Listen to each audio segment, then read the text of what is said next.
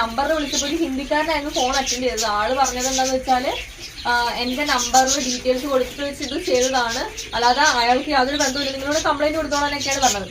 ഇത് ജസ്റ്റ് ഒരു 799 റുപ്പീസ് സംഭവിച്ചു. പക്ഷെ ഇതുപോലെ നിങ്ങൾ ആരും പറ്റിക്കപ്പെടാതിരിക്കാൻ വേണ്ടിയിട്ടാണ് നിങ്ങളുടെ മുന്നിൽ ഇത് ഞാൻ കാണിച്ചത്.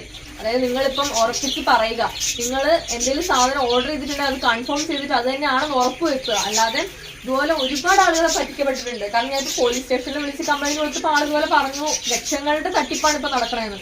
അപ്പം ഇതുപോലെ ആർക്കും വരാതിരിക്കട്ടെ. എല്ലാവരും ഓൺലൈൻ ആയിട്ട് പർച്ചേസ് ചെയ്യുന്നവരാണ്. നമ്മളിപ്പം ഒട്ടുമിക്ക ആളുകളും ഈ കേരളത്തിൽ തന്നെയാണെങ്കിൽ തന്നെ ഒട്ടുമിക്ക ആളുകളും ഈ ഇൻസ്റ്റഗ്രാം, അതുപോലെ ഫ്ലിപ്കാർട്ട്, ആമസോൺ, മീഷോ തുടങ്ങിയ ഓൺലൈൻ സൈറ്റുകളിൽ നിന്നാണ് ഡ്രസ്സസും സാധനങ്ങളൊക്കെ പർച്ചേസ് ചെയ്യുന്നത്. അപ്പൊ നിങ്ങൾ പർച്ചേസ് ചെയ്യുമ്പോൾ സൂക്ഷിക്കുക, നോക്കിയിട്ട് അത് നിങ്ങളുടെ ക്യാഷാണ് പോകണത്. അപ്പൊ അതുകൊണ്ട് നിങ്ങൾ നോക്കിയിട്ട് നിങ്ങൾ ഓർഡർ ചെയ്താണെന്ന് കൺഫേം ചെയ്തതിന് ശേഷം മാത്രം പേയ്മെന്റ് ചെയ്യുക. അതിൽ റിട്ടേൺ ഓപ്ഷൻ ഉണ്ടോ എന്നും കൂടെ നോക്കിയിട്ട് മാത്രം പർച്ചേസ്